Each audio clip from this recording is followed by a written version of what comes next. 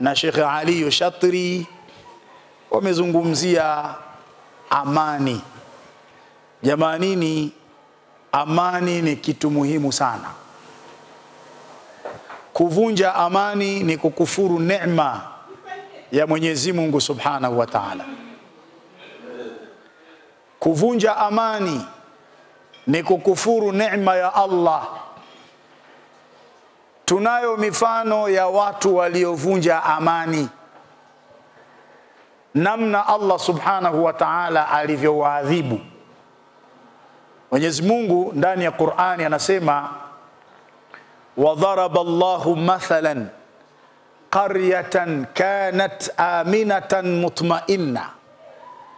Amepiga Mwenyezi Mungu mfano, kukipigia kijiji, kupigia mji, kuipigia nchi. Kanat aminatan mutmainna, nchi ambayo ilikuwa na amani, ilikuwa na utulivu.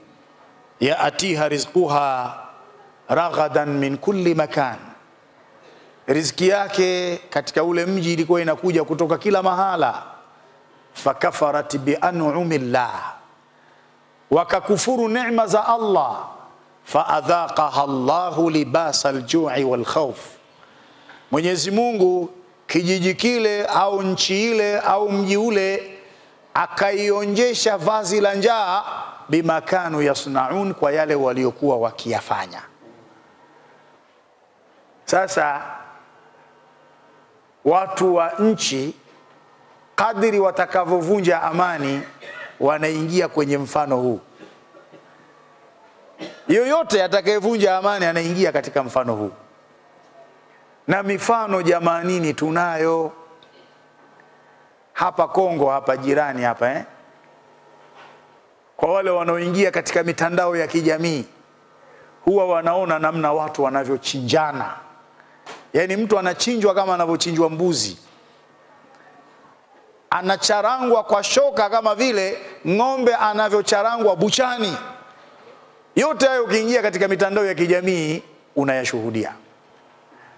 Lakini chanzo cha kuvurugika amani, na wao walikuwa wanadai kama wanavodai wanaharakati wetu hapa Tanzania, kwamba hakuna haki, tunataka haki itendeke. Walikuwa wanadai hivyo. Lakini kwa sababu walidai haki katika mazingira ya fujo, katika mazingira ya kuvunja amani, mpaka hii leo wanaendelea kudai haki, na hiyo haki hawajaipata. Na nchi ya Kongo bwana ilikuwa ni nchi yenye neema. Kwanza Mwenyezi Mungu amejalia nchi ile ni kubwa kweli kweli. Huwezi ukaitembea ukaimaliza.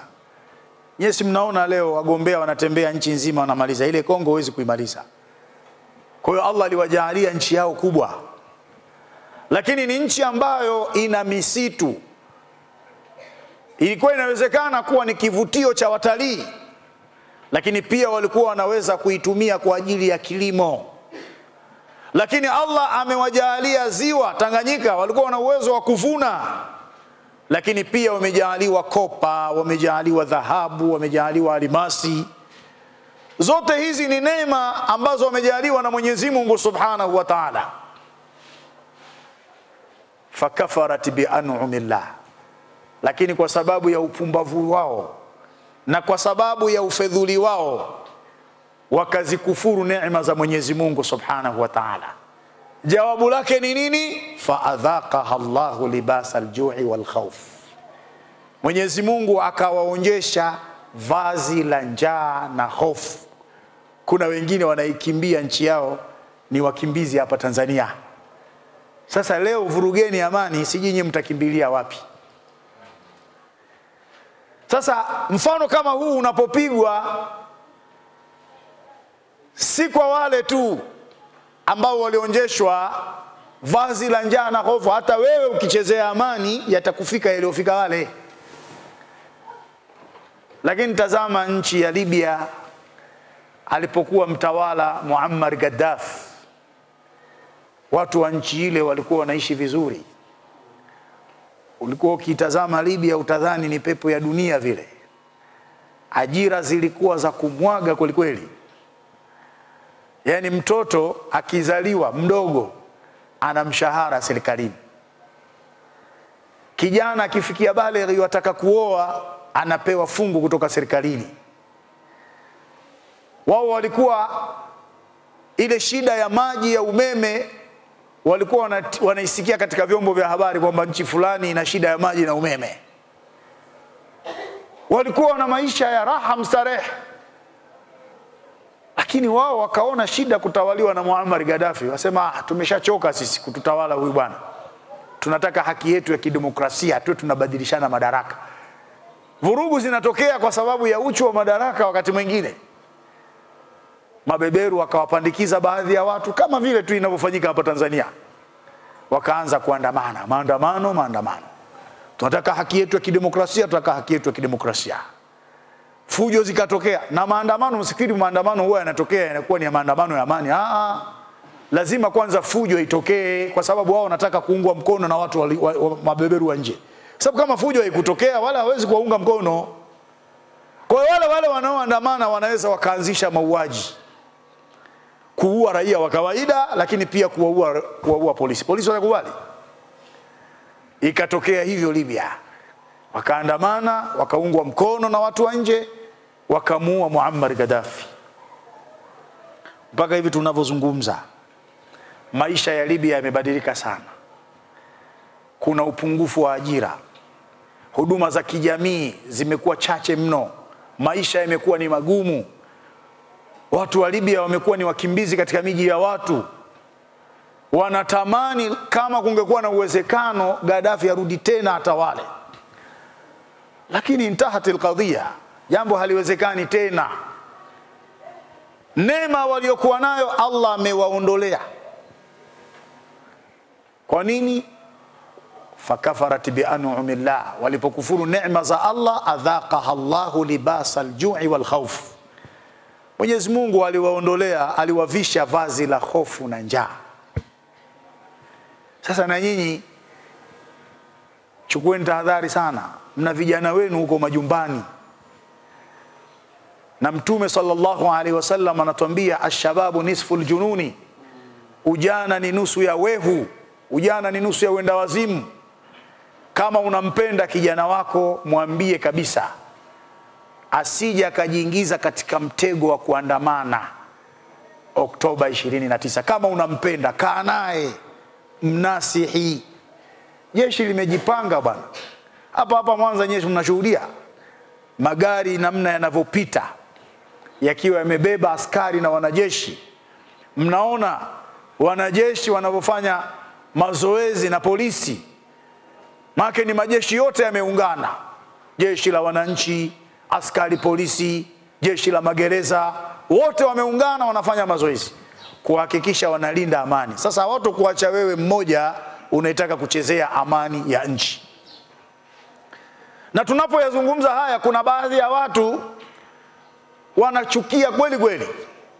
Na wengine hututukana sisi, lakini hatuwezi kuacha kuyasema haya. Kwa sababu tukinyamaza kimya na yakaja kutokea, hayatowakuta hao walovunja amani peke yao, bali na sisi pia tutaingia kwenye mkumbo huo wa kufikwa na madhila. Idha nazala albalau la yatruku barran wala fajira. Balaa linaposhuka halimuachi mwema wala muovu. Anaingia alokuwemo na asiyekuwemo likishashuka balaa. Aliyesababisha uvunjifu wa amani atakuwemo, hata sisi ambao tulikuwa kando tunatazama amani ikivunjwa hatukusema, na sisi tutaingia katika balaa hilo. Hii ndio kanuni na ndio utaratibu namna ulivyo. Eti si kwa sababu wewe hukuingia umekaa pembeni, ikivurugika amani wewe ulokuwemo na usokuwemo utaingia. Uzuri wa dini yetu ya Kiislamu, dini yetu haijaacha kitu. Mtume sallallahu alaihi wasallam katika hadithi aliyoikhariji Imam Bukhari anasema mithlu alqaimi fi hududillah walwaqi'i fiha, mfano wa yule mtu ambaye amesimama katika mipaka ya Allah na yule aliyetumbukia ndani yake, kamathali qaumin, Mtume anasema ni kama vile mfano wa watu istahamu ala safina, walioingia kwenye jahazi kwa ajili ya kusafiri, wakapiga kura. Walipopiga kura, fasara ba'dhuhum asfalaha wa ba'dhuhum a'laha, baadhi yao wale wasafiri kura ikawaangukia wakae chini ya lile jahazi kule underground kule, na wengine kura ikawaangukia wakae juu ya jahazi. Maana kwa watu wanaosafiri kwa meli kuna underground kule chini na kuna juu. Sasa Mtume sallallahu alaihi wasallam anasema wakana alladhina fi asfalaha, ikawa wale waliokaa chini ya jahazi, idha staqau min alma'i, wanapotaka kwenda kunywa maji, marru ala man fawqahum, wakawa wapita wale walioko juu ndio wanakunywa maji kule. Wakaona taabu sana. Sisi tukitaka maji paka tutoke chini twende juu, sisi wenyewe tupata shida, tupata taabu, lakini pia tunawakera wenzetu. Faqalu law anna kharaqna fi nasibina kharqan, wakaambizana kwa nini tusitoboe huku chini tundu. Falam nu'dhi man fawqana, tutayapata maji kwa urahisi, lakini pia hatutowauzi wale walioko juu, hatutowakera. Hivi ingelikuwa ni wewe utamwacha yule atoboe? Sasa Mtume anasema fa in tarakuhum wa ma aradu, ikiwa wataacha kutekeleza kile wanachokitaka, watawaacha wafanye kile wanachokitaka, halaku jamia, wataangamia wote. Wa in akhadhu ala aidihim, na ikiwa watawazuia, najau wa najau jamia, wale waliowazuia wataokoka na wale waliozuiliwa pia watafanya nini? Wataokoka. Sasa haya machafuko haya ambayo yanapangwa kutokea, sisi mashekhe lazima tuseme, kwa sababu tukinyamaza kimya yakatokea, hawatoangamia wao tu, na sisi pia tutaangamia. Lazima tuseme, hata kama watatutukana, lakini lazima tuseme, kwa sababu leo ikitokea vita, amani ikavurugika, wewe muuza mboga mboga hautotoka nyumbani kwenda kuuza mboga mboga zako. Wewe muuza genge huwezi kutoka nyumbani ukauza genge. Muuza vitumbua hawezi kutoka nyumbani kwake akaenda kuuza vitumbua. Muuza duka pia hawezi kufungua duka lake. Tumeona tu Zanzibar hapa juzi kulitokea baadhi ya fujo hivi, watu wakafunga maduka, wanahojiwa katika mitandao ya kijamii, wanasema hatukupewa taarifa tufunge. Kwa hiyo amani ikishavurugika hakuna tena kitakachoendelea, na uchumi pia lazima uharibike. Halafu ma'al asafi shadidi, kinachonisikitisha mimi, wale wanaohamasisha maandamano ni watu dhaifu kweli kweli. Kwa mfano huyu mama anaitwa Mange Kimambi, ukimtazama physical appearance yake tu, kule kuvaa kwake, wewe mwenye akili timamu huwezi kumsikiliza juu ya lile analolisema. Lakini kuna mwingine anaitwa Rachel Dangwa, maneno yanayotoka kwenye kinywa chake ni matusi. Yani hakuna hekima ambayo unaweza kuchukua kutoka kwa mwanadada yule. Maki sisi tunataka tueleze basi, utukinaishe sababu ya kuandamana ni ipi? Unajaribu kusikiliza, labda unaweza ukapata jambo lenye hekima fulani hivi, lakini unaona ni matusi kuanzia mwanzo mpaka mwisho. Sasa huyu ndo anayekuambia wewe utoke uandamane. Na sisi Waislamu tunaambiwa alhikmatu dhallatul mu'min, hikma ni jambo ambalo limempotea mu'min. Hikma, busara, ni jambo ambalo limempotea mu'min. Fahaithuma akhadhaha wajadaha, fahaithuma wajadaha akhadhaha, mahala popote Muislamu akiikuta hikma anaambiwa ichukue. Sasa ni hekima gani utakayoichukua wewe kutoka kwa Mange Kimambi au kutoka kwa Rachel Dangwa? Ni hekima gani utakayoichukua wewe? Ni hekima ya kuandamana? Na hekima ni kukiweka kitu mahala pake. Sasa kama mtu hana hekima, anaweza akawa ni msaada kwako wewe kukiweka kitu mahala pake. Na juzi tu nimemuona huyu Mange Kimambi anaonyesha pasipoti yake ya Marekani, kuonyesha kwamba yeye ni raia wa Marekani. Asa anakuambia wewe Mtanzania uandamane, uvunje amani. Yani pale unapolia ndio unanyea, sijui kesho utalia wapi, yeye yuko kule. Na hawa wanaharakati waliopo hapa nchini, wengine wana uraia pacha, wengine wana pasipoti zao, kikishanuka tu hauwezi kumuona hapa. Sasa mimi najua nyinyi hamuwezi kuingia kwenye mtego wa kuandamana, lakini mnao vijana.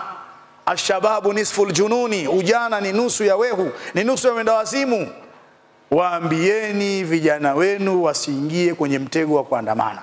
Jeshi la polisi limejipanga kweli kweli, lakini pia jeshi la wananchi liko tayari kulinda mipaka kwa wale mabeberu ambao watahitaji kuingia huko kwa ajili ya kuwasaidia waleta fujo. Jeshi la wananchi liko tayari. Nyinyi wenyewe mnaona, ni kama vile alivyosema Sheikh Ali Shadri hapa, magari ya washawasha yapo ya kutosha, mabomu ya machozi yako ya kutosha.